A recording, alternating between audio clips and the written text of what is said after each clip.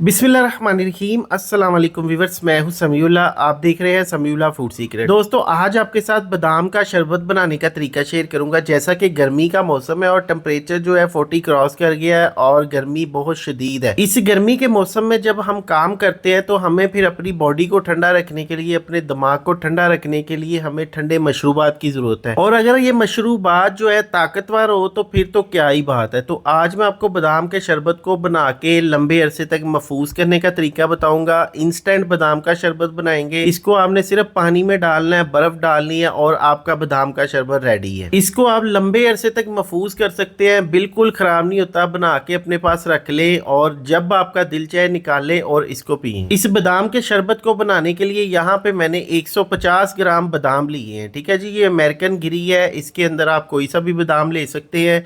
अच्छा, इसको बनाने के लिए इसके अंदर हमने पानी डाल देना है। 150 ग्राम बादाम के अंदर हमने इतना पानी डालना है कि पानी के अंदर बादाम डूब जाए और पानी जो है बादाम से तकरीबन 1 से 1.5 इंच 2 इंच ऊपर होना चाहिए। अच्छा, ये सारा प्रोसेस करने के बाद अब हमने इसको ओवरनाइट 8 घंटे के लिए छोड़ देना है। तकरीबन ओवरनाइट मैंने बादामों को भिगो के रख दिया था। अच्छे से फूल चुके हैं, साइज़ में डबल हो चुके हैं। और जब बादाम को इस तरह पानी के अंदर 7 से 8 घंटे 10 घंटे भिगो के रखा जाता है तो इसकी तासीर भी ठंडी हो जाती है और ये खाने में बहुत ज़्यादा फ़ायदेमंद है। हमारे दिमाग के लिए, हमारी बॉडी के लिए बहुत ज़्यादा ताकतवर है। तो आप इसको इस तरह भी खा सकते हैं और इसका आज हम शरबत बनाएंगे। तो आपने ये सारे बादाम जो है ना, इसके छिलके उतार लेने हैं, इसको अच्छी तरह छील लेना है। कुछ लोग क्या करते हैं, गर्म पानी के अंदर बादाम को बॉयल करते हैं और उसके छिलके उतार लेते हैं, लेकिन वो प्रोसेस सही नहीं है। हमने इसको सही तरीके से बनाना है। इसको हमने 8 घंटे लाजमी नॉर्मल पानी के अंदर भिगो के रखना है। अब बादामों के अंदर मैंने पानी डाल के रख दिया था ताकि बादाम के अंदर कोई स्मेल वगैरह ना हो। गर्मी का मौसम है, तकरीबन अगर आपको थोड़ी बहुत लेट भी हो जाती है तो बादाम इस तरह से पड़े रहेंगे, ख़राब नहीं होते। अच्छा, अब मैंने एक ब्लेंडर ले लिया। ब्लेंडर की मदद से इसको हमने अच्छी तरह ब्लेंड कर लेना है। अब इसके अंदर अगर आपको थोड़ा सा पानी और भी ऐड करना पड़े तो पानी आपने ऐड कर देना है इसके अंदर और इसको अच्छी तरह ब्लेंड कर लेना है। इसका पेस्ट बना लेना है बादामों का। अब यहाँ पे देखिए इस तरह से ना, अब ये गाढ़ा हो गया काफ़ी ज़्यादा। अब इसके अंदर मैंने थोड़ा सा पानी ऐड किया। पानी ऐड करके मज़ीद इसको ब्लेंड किया है तो ये बिल्कुल पतला सा पेस्ट बन गया है।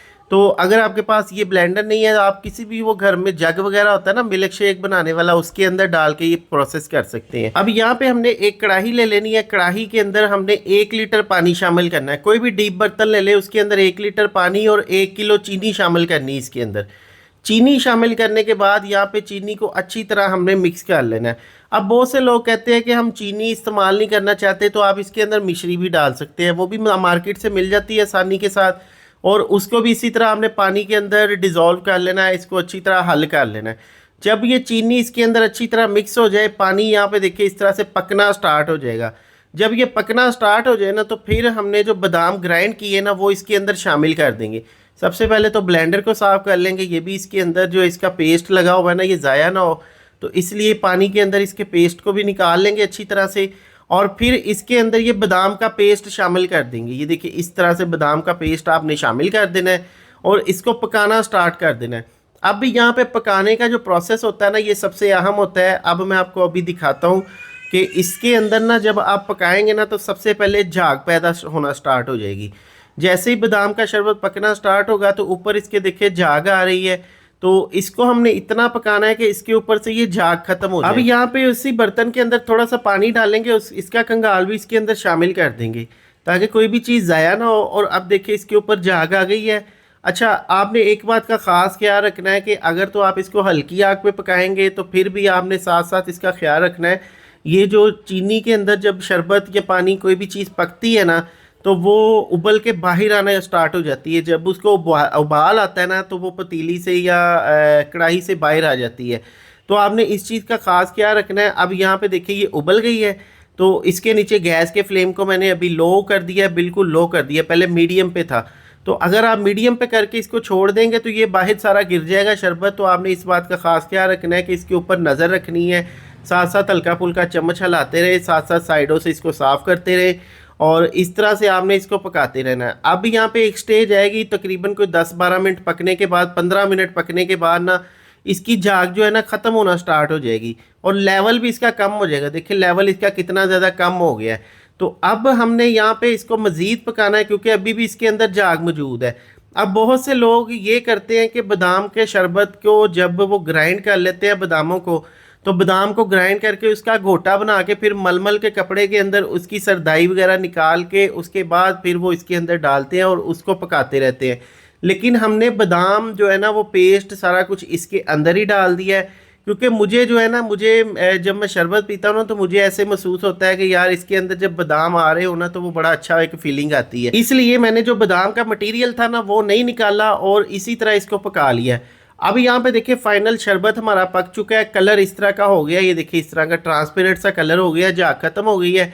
हमने गैस के फ्लेम को बंद कर देना है और इसको ठंडा कर लेना है। अच्छा, इस स्टेज पे ठंडा करने से पहले आपने इसके अंदर इलायची का पाउडर शामिल कर देना है। तकरीबन 2 से 3 इलायची ले लेनी है और इसका पाउडर इसके अंदर एंड पे शामिल करना है। एंड पे शामिल करने का मकसद ये है कि इसके अंदर एक स्ट्रॉन्ग सा फ्लेवर आए, जब भी आप शरबत पिए जब भी बनाएं तो आपके शरबत के अंदर भी एक स्ट्रॉन्ग फ्लेवर आए। तो इस तरह से अब इसको ठंडा करने के बाद ना किसी भी बोतल के अंदर इसको शामिल कर लेंगे। मेरे पास एक सोडे वाली बोतल है, इसके अंदर इसको डाल के और इसको आप फ्रिज के अंदर रख ले और आप इसको लंबे अरसे तक महफूज कर सकते हैं, बिल्कुल भी ख़राब नहीं होता। अगर आप इसको इस तरह भी बनाना चाहें तो इसी तरह बना सकते हैं, छान के पकाना चाहे तो छान के भी पका सकते हैं, वो कोई मसला नहीं है, दोनों तरह से शरबत ख़राब नहीं होगा।